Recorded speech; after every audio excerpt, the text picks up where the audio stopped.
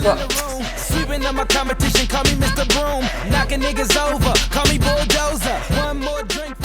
Diandra Tchatchouan, tchou tchat tchat tchouan, tchou tchat tchat tchouan. Me dis pas qu'on te l'a jamais fait. Tout le temps.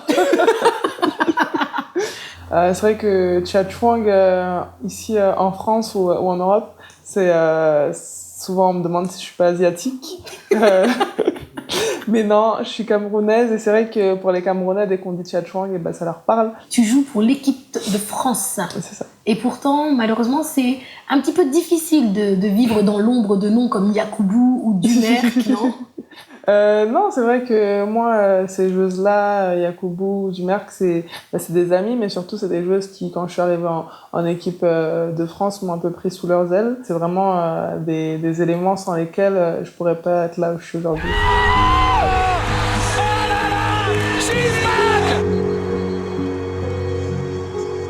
Avec ton statut, ton expérience et ton ancienneté en équipe de France, c'est peut-être le moment pour toi de prendre ton envol, que tout le monde prononce le tchat-tchat-chouan.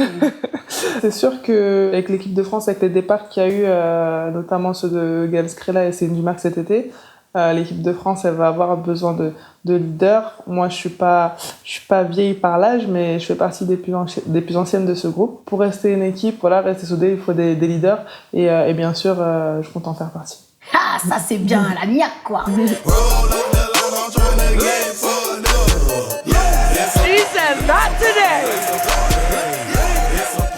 Pour ceux qui ne te connaissent pas, on va revenir un petit peu sur ton parcours et on va revenir aussi sur tes combats. Tu dis souvent que si tu as réussi à t'en sortir, c'est grâce au sport. Je dis souvent que c'est grâce au sport parce que c'est vrai que le basket, c'est devenu assez rapidement ma passion. Aujourd'hui, j'ai la chance de vivre de ma passion parce que c'est mon métier aussi. Et je sais que cette chance, elle sera pas donnée à tout le monde.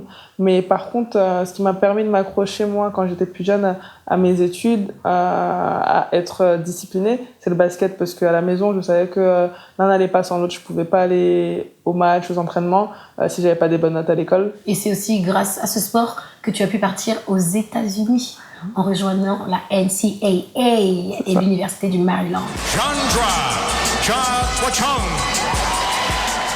C'est pour pouvoir poursuivre mon double projet basket et études.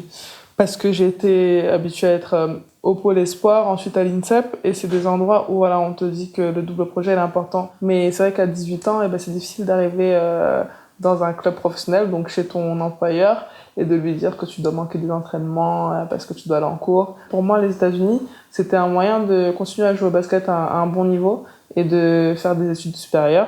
Est-ce que justement rejoindre cette université américaine, pouvoir faire ton sport et étudier en même temps, ça t'a permis de réaliser à quel point c'était important de pouvoir étudier? Au départ, j'aimais pas l'école. Quand j'étais au collège à La Courneuve, moi j'allais en cours mais je me portais. Et en fin de compte, à force d'être obligée d'aller en cours pour continuer à pouvoir jouer au basket, j'ai appris à aimer l'école. C'était plus une corvée pour moi d'y aller. Je le faisais avec plaisir et voilà, c'est aussi pour ça que j'ai repris mes études aujourd'hui. Ouais, je suis un cursus à Sciences Po Paris qu'ils ont mis en place pour les sportifs de haut niveau.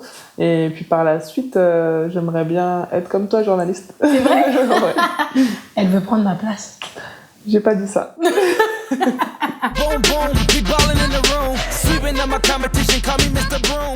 Et est-ce que tu as des petits regrets par rapport aux États-Unis, par rapport aux championnats universitaires? C'est sûr que l'ambiance, la culture, c'est un autre monde. C'est du basket féminin, mais malgré tout, il y a un engouement qui est fou. Pourquoi tu dis malgré tout? Malgré tout, parce que c'est pas le cas ailleurs, malheureusement. En France, c'est assez rare quand nos matchs ils sont télévisés, par exemple. Alors que là-bas, tous nos matchs ils étaient télévisés. Je voulais savoir si pour les femmes, la WNBA, c'était le même rêve que pour les hommes, la NBA. Pour une Américaine, je pense que c'est l'objectif ultime.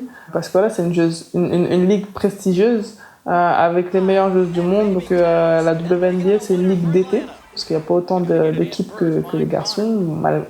Là, pour le coup, c'est vrai qu'il n'y a pas autant de sponsoring, il n'y a pas autant d'argent dans la WNBA que dans la NBA. Et beaucoup d'Américaines viennent en Europe pour évoluer dans des équipes qui jouent l'Euroleague. Elles viennent ici parce qu'en fin de compte, c'est plutôt dans les championnats français, russes surtout, que les filles gagnent leur vie en fait.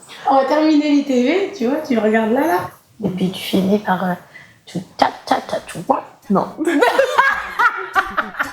Tcha, tcha, tcha, tcha, tcha.